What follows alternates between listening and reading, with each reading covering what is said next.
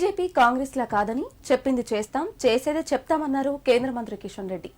America దేశంలాగా మన దేశంలో రహదారులు నిర్మించడం జరిగిందన్నారు. కాంగ్రెస్ పార్టీ 12 లక్షల కోట్లు దోపిడీ చేసిందని, బీఆర్ఎస్ కాంగ్రెస్ పార్టీలు రెండు ఒక్కటేనని విమర్శించారు. అవినీతి మచ్చలేని నాయకుడు ప్రధాని మోదీ అని చెప్పారు. సిద్దిపేట జిల్లా గజ్వేల్ పట్టణంలో బీజేపీ పార్టీ నిర్వహించిన విజయ సంకల్ప యాత్రలో ముఖ్య అతిథిగా కేంద్ర మంత్రి కిషన్ రెడ్డి, దుబ్బాక మాజీ MLA Raghunandan Rao, BJP MLA Palvai Harish బాబు పాల్గొన్నారు. ఈ సందర్భంగా కిషన్ రెడ్డి మాట్లాడారు. భారతీయ జనతా పార్టీ ఆధ్వర్యంలో 5 విజయ సంకల్ప యాత్రలు నిర్వహిస్తున్నామని తెలిపారు. దేశానికి ఎవరు ప్రధాని కావాలో ప్రజలు నిర్ణయించే ఎన్నికలు పార్లమెంటు ఎన్నికలు అన్నారు. కాంగ్రెస్ పార్టీకి 40 సీట్లు ఉన్నాయని, వచ్చే ఎన్నికల్లో కాంగ్రెస్ పార్టీకి అవి కూడా రావని చెప్పారు. కాంగ్రెస్ పార్టీ కర్ణాటకలో ఇచ్చిన 6 గ్యారంటీలు విఫలమయ్యాయన్నారు. కర్ణాటకలో లాగా తెలంగాణలో కాంగ్రెస్ పార్టీ అంతం మొదలవుతుందన్నారు.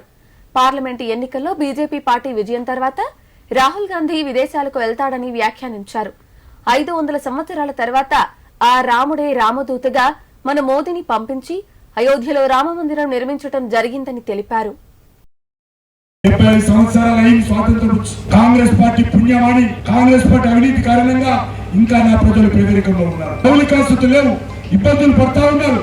ఇంకా ఎన్ని రోజులు? కాబట్టి లక్ష్యం పెట్టుకుందాము.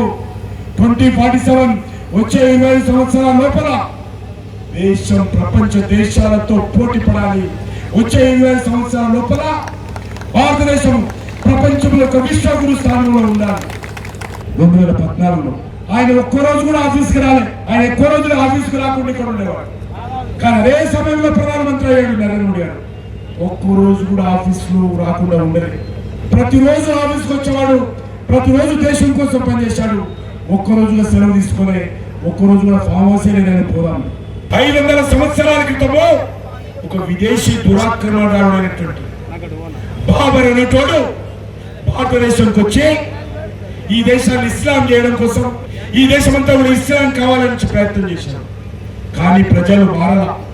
మేము హిందువులుగానే ఉంటాము, మేము ఇస్లాంకు రామని చెప్పారు. కాంగ్రెస్ అంటే అవినీతి, అవినీతి అంటే దోపిడీ అంటే కాంగ్రెస్ అంటే. కాబట్టి వీళ్ళ వేరు చూడలేము. అందుకే 2 పార్టీలు ఒకటే, టిఆర్ఎస్ పార్టీ కాంగ్రెస్ పార్టీ 2 పార్టీలు. 12 లక్షల కోట్లు దోపిడీ చేశారు.